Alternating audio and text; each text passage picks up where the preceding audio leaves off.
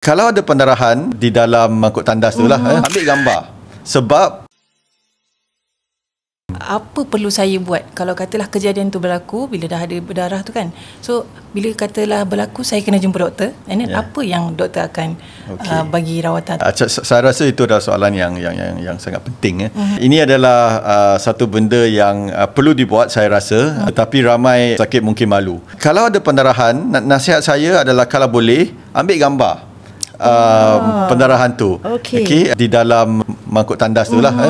Sebab kadang-kala apa yang kita bagi tahu dan apa yang betul-betul berlaku tu mungkin berlainan. Jadi pesakit bila jumpa doktor perlu tunjuk, kalau boleh lah tunjuk gambar itu. Now, saya rasa kalau nak jumpa pakar bedah macam saya mungkin bukan senang, sebab kita di hospital dan untuk dapat temu janji itu mungkin susah sedikit.